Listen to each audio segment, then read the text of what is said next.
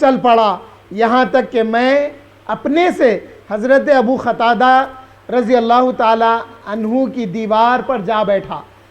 Boundaries ہوتے تھے پہلے چھوٹے چھوٹے 3 فٹ 4 فٹ کے, تو میں ان کی دیوار پر, ان کے گھر کی دیوار پر جا کر بیٹھ گیا. وہ میرے چچا کے بیٹے تھے اور لوگوں سے بڑھ کر میرے نزدیک محبوب اور میرے دوست تھے. میں سارے اہل مدینہ میں, یعنی جو میرے دوست احباب تھے, میں ان سے زیادہ ان سے محبت رکھتا تھا. میرے چچا زاد بھائی ہونے کے ساتھ ساتھ وہ میرے ایک دوست بھی تھے. بس میں نے انہیں سلام پیش کیا. اللہ کی قسم انہوں نے بھی مجھ پر سلام کا جواب نہیں لوٹایا. تو میں نے ان سے کہا, اے ابو قتادہ, میں تجھے اللہ کی قسم دے کر کہتا ہوں, کیا تو جانتا ہے کہ میں اللہ تعالیٰ اور اس کے رسول سے محبت کرتا ہوں؟ یعنی اپنے چچا زاد بھائی سے کہہ رہے ہیں, اے میرے چچا زاد بھائی, میں اللہ کی قسم دے کے پوچھ رہا ہوں آپ سے, آپ بتاؤ کیا میں اللہ اس کے رسول سے محبت نہیں رکھتا ہوں؟ تو پھر انہوں نے کیا جواب دیا؟ آپ فرماتے ہیں کہ وہ خاموش رہے. حضرت ابو قتادہ خاموش رہے, اب نہ سلام کا جواب دیے نہ ان کے سوال کا جواب دیے. میں نے دوبارہ کہا اور انہیں قسم دی, لیکن وہ بالکل خاموش رہے. دیکھیے, اللہ کی قسم دینے کے بعد بھی رسول کے فرمان کا لحاظ ایسا رکھا کہ انہوں نے ان کی بات کا جواب نہیں دیا. جب میں نے تیسری بار بات کی اور انہیں اللہ کی قسم دی, تب انہوں نے صرف یہ کہا, اللہ تعالیٰ اور اس کا رسول بہتر جانتا ہے. تم اللہ اس کے رسول سے محبت رکھتے نہیں رکھتے, وہ اللہ اس کا رسول بہتر جانتا ہے. بس میری آنکھوں سے آنسو جاری ہو گئے اور میں واپس لوٹ آیا اور دیوار پر چڑھ گیا. اس اثناء میں کہ میں مدینہ طیبہ کے بازار میں چل رہا تھا, اچانک شام کے نبتیوں میں سے ایک نبتی کھانا لے کر آیا جو کہ مدینہ طیبہ میں بیچ رہا تھا, اور وہ کہہ رہا تھا, کون ہے جو کعب ابن مالک کے بارے میں میری رہنمائی کرے؟ دیکھیے, تاجر بن کے آیا, شام سے نبتی آیا, کھانے کا مال بیچ رہا تھا, ڈرائی آئٹم بیچ رہا تھا. بیچتے بیچتے بولا, کوئی ہے میرے کو کعب ابن مالک کا پتہ بتاؤ, وہ کہاں رہتے ہیں, وہ کون ہیں, وہ کیسے ہیں؟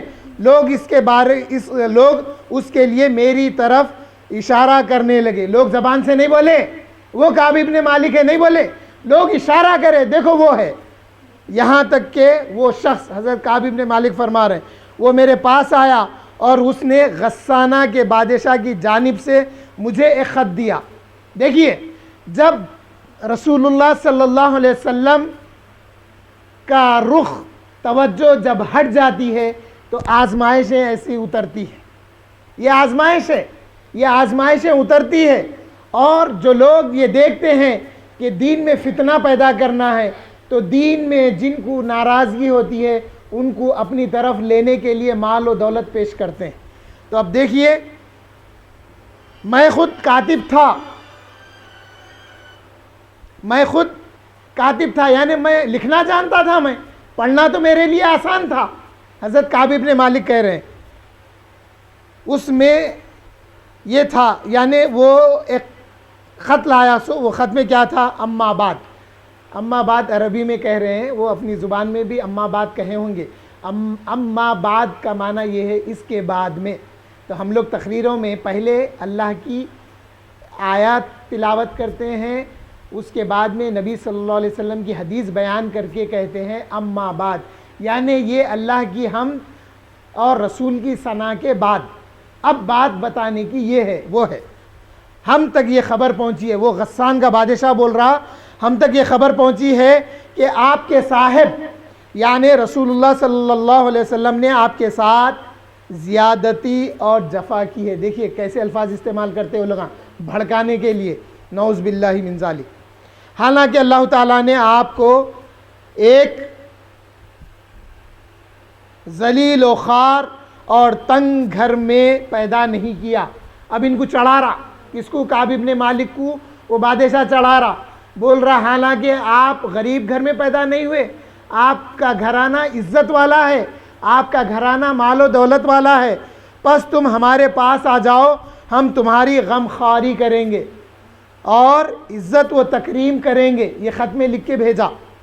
جب میں نے اسے پڑھا تو کہا یہ بھی ایک آزمائش ہے. حضرت کعب ابن مالک کہہ رہے ہیں پس میں وہ لے کر تنور پر گیا اور اسے اس میں ڈال کر جلا دیا. فوری یعنی وہ خط کو لیا میں چولہے کے پاس گیا, آگ جہاں بھڑک رہی تھی اس آگ میں ڈال دیا.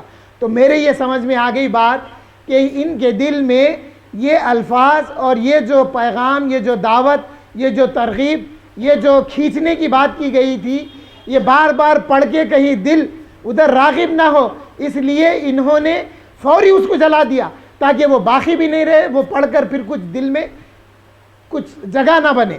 تو پھر یہاں تک کہ جب 50 میں 40 راتیں گزر گئی, 40 دن اب گزر گئے تھے ان کے, تو رسول اللہ صلی اللہ علیہ وسلم کی جانب سے میرے پاس پیغام آیا اور رسول فرمایا کہ رسول اللہ صلی اللہ علیہ وسلم تجھے حکم دیتے ہیں کہ تو اپنی بیوی سے علیحدگی اختیار کر لے. اب بیوی سے بھی قریب رہنا نہیں ہے, قریب رہنا نہیں ہے مطلب یہ ہے کہ اب بیوی کا پکا ہوا بھی نہیں کھانا تم, اور بیوی جو خدمت تمہارے لیے کریں گی وہ بھی نہیں, تم دور رہنا بیوی سے. تو میں نے استفسار کیا, میں پوچھنے لگا کیا میں اسے طلاق دے دوں تو یا میں اسے اس کے ساتھ کیا سلوک کروں, میں طلاق دے دوں, کیا کروں میں پوچھے. آپ نے فرمایا نہیں بلکہ اس سے علیحدگی اختیار کرو, ان کو طلاق مت دو, ان سے علیحدہ رہنا اور اس کے قریب نہ جائیں. آپ صلی اللہ علیہ وسلم نے میرے دونوں ساتھیوں کی جانب بھی اسی طرح کا پیغام ارسال فرمایا. بس میں نے اپنی بیوی سے کہا تو اپنے مائکے چلی جا اور انہی کے پاس رہو یہاں تک کہ اللہ تعالیٰ اس بارے میں کوئی فیصلہ فرما دے. بلال ابن امیہ کی زوجہ رسول اللہ صلی اللہ علیہ وسلم کے پاس حاضر ہوئی اور عرض کی یا رسول اللہ صلی اللہ علیہ وسلم, بلال انتہائی بوڑھا آدمی ہے, بوڑھے آدمی ہیں, وہ کام کی طاقت نہیں رکھتے اور اس کے پاس کوئی خادم بھی نہیں ہے, کیا آپ ناپسند کرتے ہیں کہ میں اس کی خدمت کرتی رہوں؟ یعنی وہ بوڑھے ضعیف ہے, اپنے کام کاج نہیں کر سکتے, یا رسول اللہ آپ اجازت دے نہیں بول رہے ہیں. دیکھیے کیا محبت کا انداز ہے, آپ اجازت دے نہیں بول رہے ہیں, آپ بول رہے ہیں یا رسول اللہ اگر میں ان کی خدمت کروں تو کیا آپ ناپسند فرمائیں گے, یہ پوچھ رہے ہیں. آپ صلی اللہ علیہ وسلم نے فرمایا نہیں, لیکن وہ تیرے قریب نہ آئے. تو اس نے عرض کی قسم بخدا میں کسی بھی شے کی طرف کوئی حرکت نہیں, یعنی وہ اتنے ضعیف ہے کہ اب ازواجی زندگی کا لطف بھی نہیں اٹھا سکتے. قسم بخدا وہ تو اس دن سے آج تک رو رہے ہیں. یا رسول اللہ صلی اللہ علیہ وسلم وہ گھر میں آ کر بیٹھ گئے ضرور ہے, مگر اس وقت سے ابھی تک وہ بس رو ہی رہے ہیں کہ آپ نے ان کو اپنے سے دور کر دیا ہے. اگر آپ کی جانب سے یہ حکم ہے تو پھر یہی ہے. تو مجھے بھی بعض گھر والوں نے کہا, یعنی حضرت کعب ابن مالک سے گھر والوں نے کہا اگر تم بھی رسول اللہ صلی اللہ علیہ وسلم سے اپنی بیوی کے بارے میں اجازت لے لو, کیونکہ آپ نے ہلال کو بیوی کو ان کی خدمت کی اجازت دے دی ہے. تو میں نے کہا قسم بخدا میں رسول اللہ سے اجازت طلب نہیں کروں گا, جب میں اجازت طلب کروں گا تو جو آپ فرمائیں گے وہ میں نہیں جانتا. یعنی میں اجازت کیسے طلب کروں, حضور کیا فرمائیں گے میں نہیں جانتا, اس لیے میں اپنی جگہ خاموش ہوں. جب کہ میں ایک نوجوان آدمی ہوں, یعنی وہ بوڑھے شخص تھے, وہ ازدواجی زندگی کا لطف نہیں اٹھا سکتے تھے, تو ان سے اللہ کے رسول نے کہا کہ اپنی زوجہ سے دور رہیں. تو میں تو جوان ہوں, میں نہیں جانتا کہ میں اگر اجازت لوں تو اللہ کے رسول کیا فرمائیں گے. پھر آگے فرماتے ہیں, فرمایا ہم 10 راتوں تک ٹھہرے رہے, یعنی 40 دن ہو گئے تھے, ابھی 10 راتیں باقی تھی, اور جب ہمارے ساتھ کلام کرنے سے روکا گیا تھا اس وقت سے ہماری 50 راتیں مکمل ہو گئی, یعنی 50 راتیں ہو گئی. پھر میں نے 50ویں رات کی صبح کو فجر کی نماز اپنے مکان میں سے ایک مکان کے اوپر پڑھی.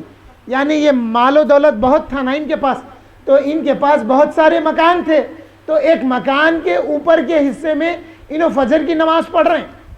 تب ہوتا کیا ہے دیکھیے, جب یہ فجر کی نماز پڑھ رہے تھے بس میں نے اپنی اسی حالت پر بیٹھا ہوا تھا, یا تو نماز پڑھ کے بیٹھے ہوئے تھے یا نماز میں بیٹھے ہوئے تھے, جس کا ذکر اللہ تعالیٰ نے ہمارے بارے میں فرمایا اس حال میں کہ میری جان مجھ پر تنگ ہو گئی ہے. وضاقت علیہم انفس, اللہ تعالیٰ فرمایا نہ صرف ان پر زمین تنگ ہو گئی تھی بلکہ وضاقت علیہم انفسہم, ان کی جانیں بھی ان کے اوپر تنگ ہو گئی تھی. وظنوا, اور وہ لوگ یہ جانتے تھے ان لا ملجا اب ہمیں راحت ملنے والی نہیں ہے جب تک کہ اللہ کا حکم نہ آ جائے۔ تو پھر وہ کہتے ہیں کہ ہمارے اوپر 50 راتیں جب پوری ہو گئی، میں فجر کی نماز اپنے بالائے خانے میں پڑھ رہا تھا تو میں نے ایک چیخنے والے کی آواز سنی۔ ایک چیخنے والا اب آواز دیا، کیا دیا؟ یا جبل سلع۔ میں نے ایک چیخ سنی کہ وہ انتہائی بلند آواز کے ساتھ کہہ رہا تھا، یا کعب ابن مالک ابشر ابشر یا کعب ابن مالک کہہ کے وہ گھوڑے پہ جب آواز دیا، وہ آواز مجھ تک پہنچی اور جب میں دیکھا تو وہ میرے سامنے تھا۔ اب میں یہ فرق محسوس نہیں کر سکا کہ آواز تیزی سے آئی یا وہ گھوڑا سوار تیز آئے۔ کعب ابن مالک تجھے بشارت ہو، ابشر یا کعب ابن مالک۔ بس میں سجدے میں گر گیا، اور میں نے پہچان لیا کہ وسعت اور کشادگی آ گئی ہے، اب میرے لیے برات آ گئی ہے۔ رسول اللہ صلی اللہ علیہ وسلم نے جب صبح کی نماز ادا فرمائی تو اللہ تعالیٰ کی جانب سے ہماری توبہ قبول کیے جانے کا اعلان فرمایا۔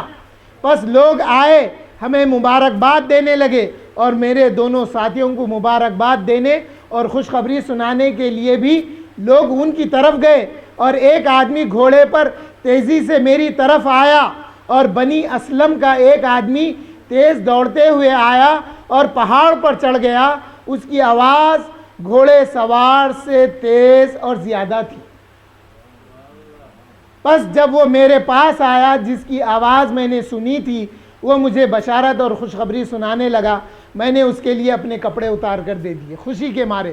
میں اپنے آنگ میں جو لباس تھا، تو ظاہر ہے یہ پیسے والے تھے، یہ مال و دولت والے تھے، ان کا لباس بھی قیمتی تھا ہوگا، اس لیے وہ خوشخبری دینے کے باعث حضرت کعب ابن مالک نے اپنا لباس اتار کے ان کو تحفے میں دے دیا، اور اس کی بشارت کے سبب میں نے دونوں کپڑے اسے پہنا دیے اور کہا، قسم خدا کی آج کے دن میں ان کے سوا کسی شے کا مالک نہیں۔ یعنی وہ کہہ رہے ہیں کہ میں اپنے آپ کو سکیڑ لیا تھا، سب کچھ میرے لیے سکڑ گیا تھا، تو جو کچھ تھا میرے آنگ پہ آج یہی باقی تھا، یہی باقی تھا آج میرے آنگ پہ۔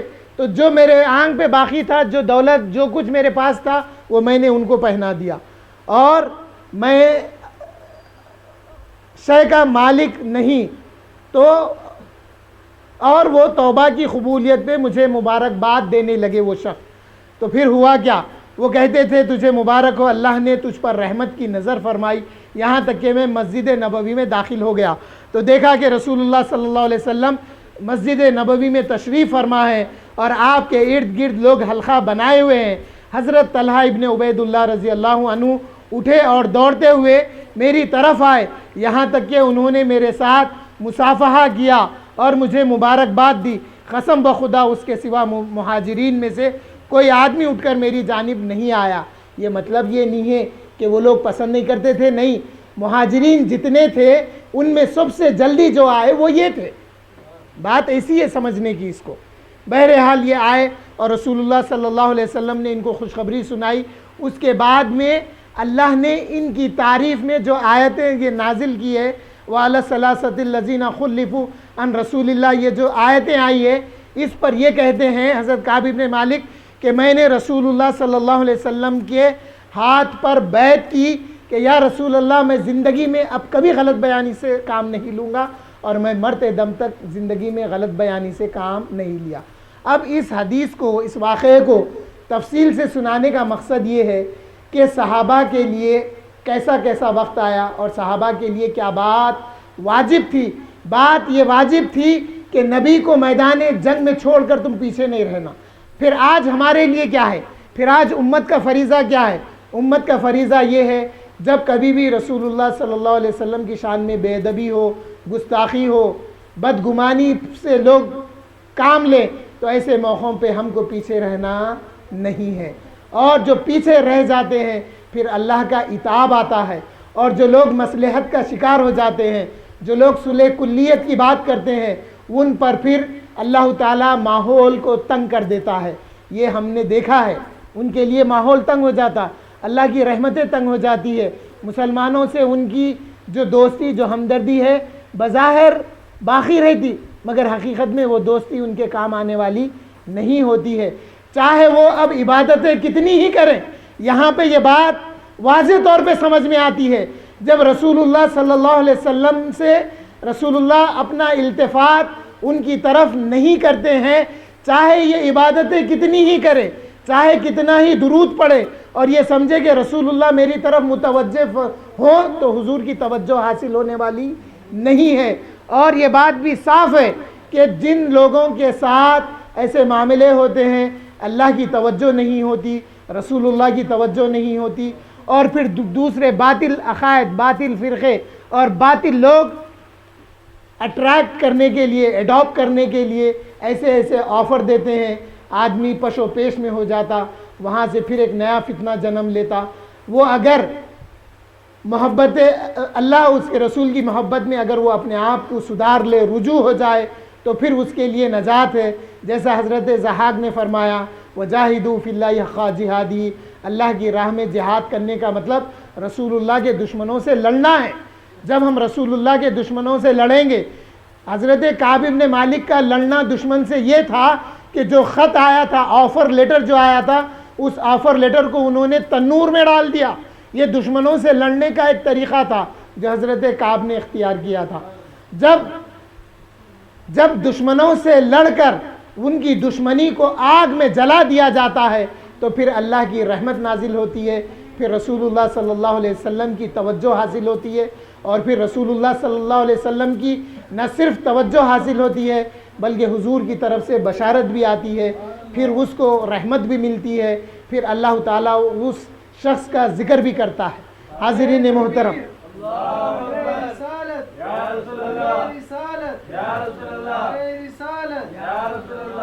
ہمارے اجلاس کا مقصد یہ ہے، اس واقعے سے پھر سبق ملا کیا؟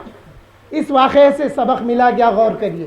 اس واقعے سے یہ سبق ملا، جو عبداللہ نامی شخص، جو بچہ شہید، جس نے رسول کے دشمن کو مارا، رسول کے دشمن کو حضرت عبداللہ نے مارا، تو پھر اس کا صلہ کیا ملا؟ جیسا اللہ کی رحمت علی الثلاثۃ الذین خلفوا میں سے حضرت کعب بن مالک کو اللہ کی رحمت ملی، رسول اللہ کی توجہ ملی، تو پھر ہوا کیا؟ ان کی قرآن میں آیتیں آ گئی، ان کی تعریف میں آیتیں آ گئی قرآن میں۔ تو اب یہ قرآن صبح قیامت تک جبھی بھی یہ آیتیں ایک مسلمان پڑھ کر اس کی تفسیر پڑھے گا تو حضرت کعب بن مالک کی سیرت کو یاد کرے گا۔ تو بلا تشبیہ و بلا مثال اللہ نے حضرت عبداللہ، جنہوں نے اس اسکول ٹیچر کو جس نے رسول اللہ کے خاکے بنائے تھے، اس گستاخ کو جواب دیا، انہوں نے اس کا جب قتل کر دیا، تو صبح قیامت تک حضرت عبداللہ کا نام بھی اللہ مسلمانوں کے دلوں میں بلکہ دنیا میں رائج رکھے گا۔ جب کبھی بھی وہ عبداللہ کا نام لیا جائے گا تو ساتھ ساتھ یاد کیا جائے گا کہ یہ وہ عبداللہ شہید ہیں جنہوں نے رسول اللہ کے گستاخ کو قتل کر دیا تھا۔ حاضرین محترم، بات بہت ہو چکی ہے، آخری بات کچھ 5-10 منٹ کی بات بتا کے میں اپنی بات پر آ جاتا ہوں۔ دوسری آیت جو میں نے پڑھی ہے وہ آیت کیا ہے؟ یہ تو معاملہ حضرت کعب بن مالک کا تھا۔ حضرت ابوبکر صدیق رضی اللہ تعالیٰ عنہ کا واقعہ جو ہم اکثر بتاتے ہیں، اس سے مراد یہ ہے کہ رسول اللہ صلی اللہ علیہ وسلم پر جانثاری کیسی تھی۔ آج بتایا جاتا ہے کہ گستاخی ہونے پر کورٹ کچہری کرنا، پولیس میں جانا۔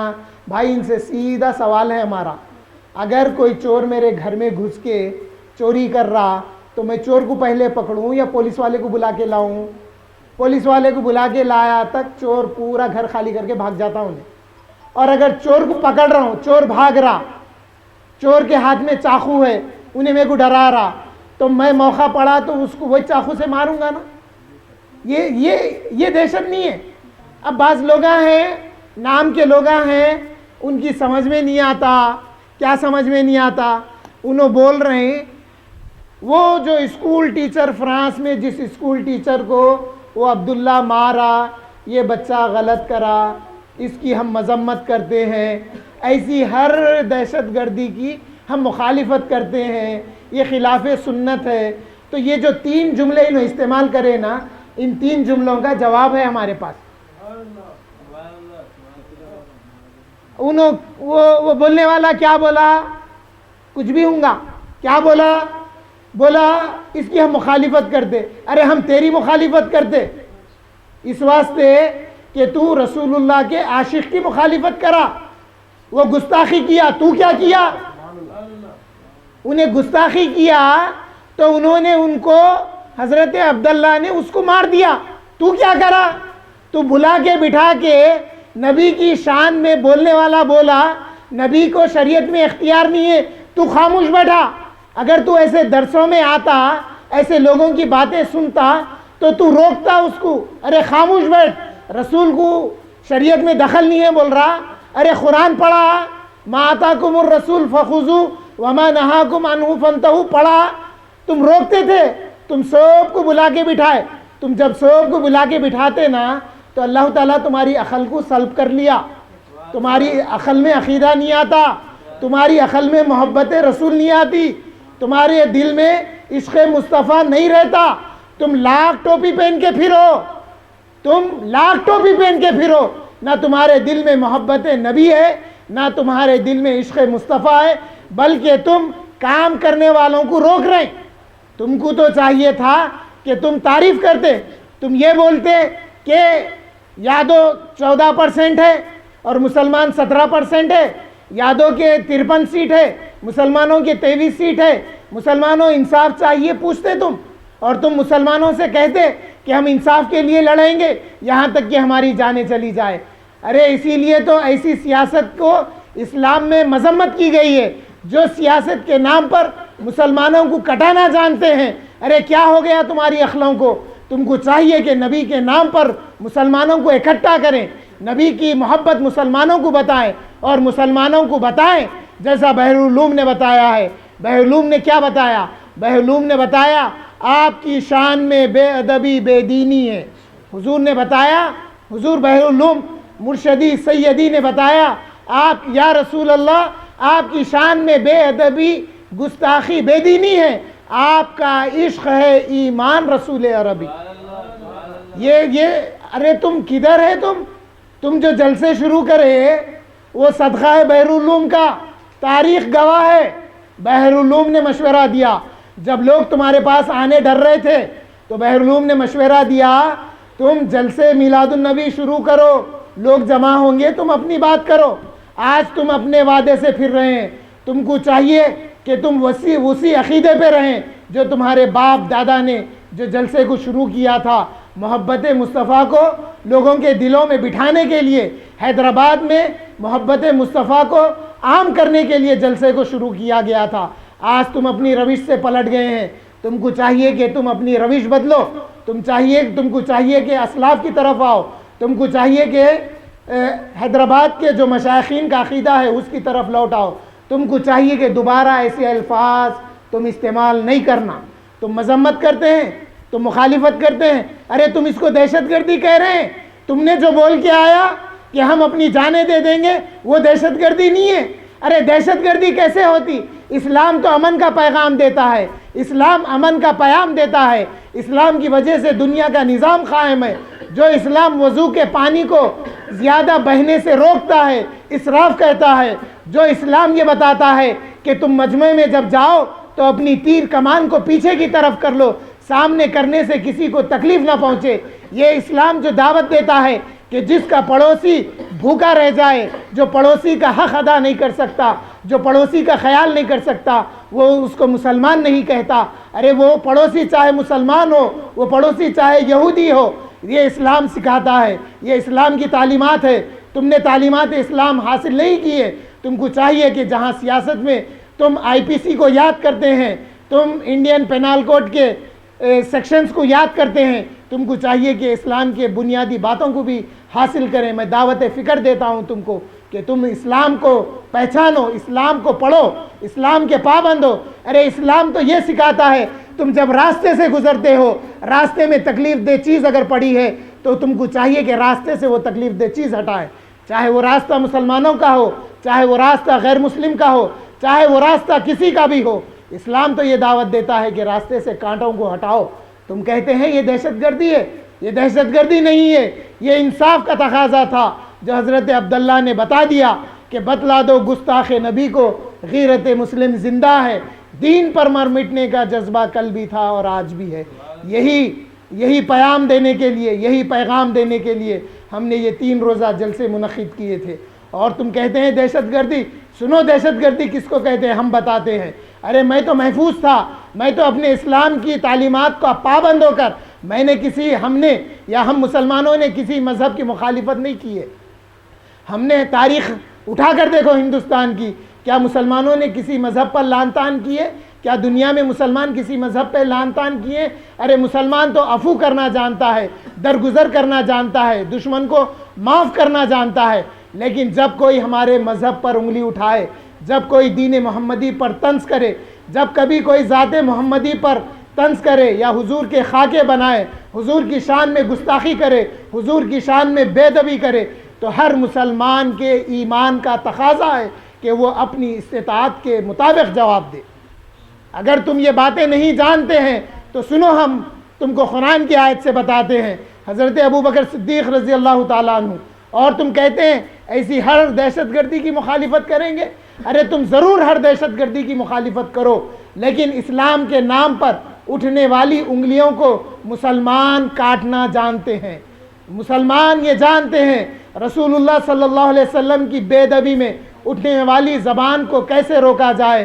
مسلمان جانتے ہیں حیدرآباد کے، اس لیے کہ مسلمانوں کے سروں پر بحرالعلوم کا سایہ باقی ہے، عبداللہ شاہ صاحب کا سایہ باقی ہے، بانی جامع نظامیہ کا سایہ باقی ہے، اور فیضان اعلیٰ حضرت امام احمد رضا خان بریلوی کا فیضان باقی ہے۔ اس لیے اعلیٰ حضرت نے فرمایا ملحدوں سے کیا مروت کیجئے، دشمن احمد پہ شدت کیجئے، ملحدوں سے کیا مروت کیجئے۔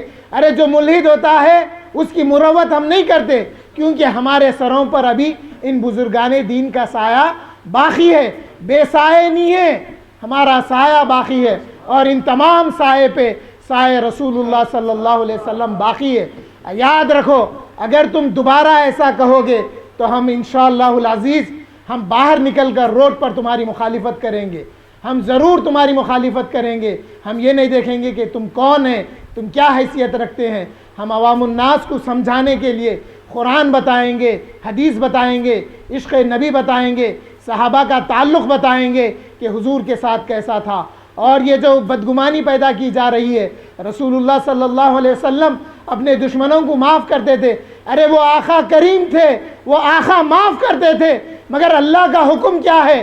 اللہ کا حکم یہ ہے ملعونین اینما ثقفوا اخذوا وقتلوا تقتیلا۔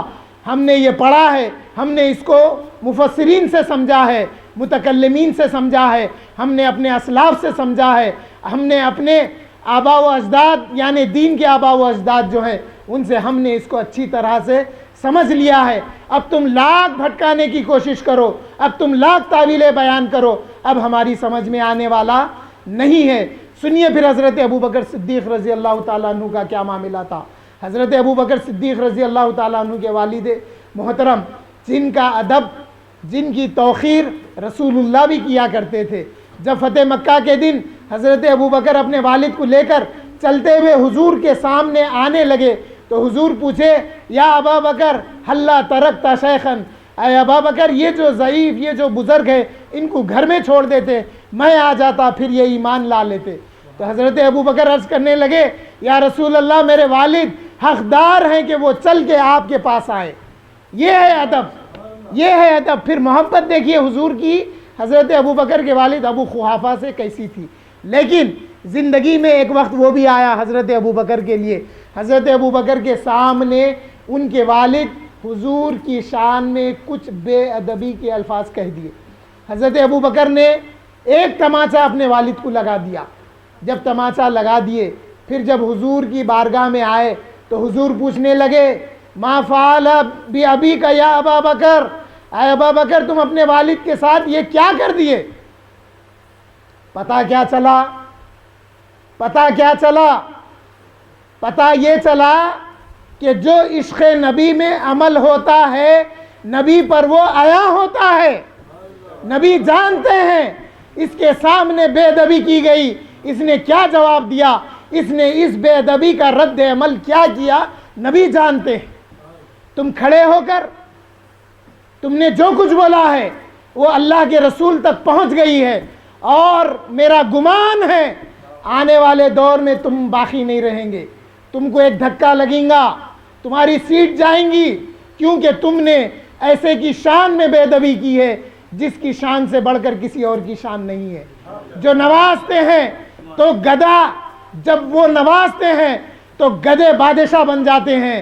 تم اپنے ایم پی ہونے کو فخر مت کرو، اللہ کے غضب سے ڈرو، رسول اللہ کی ناراضگی سے ڈرو۔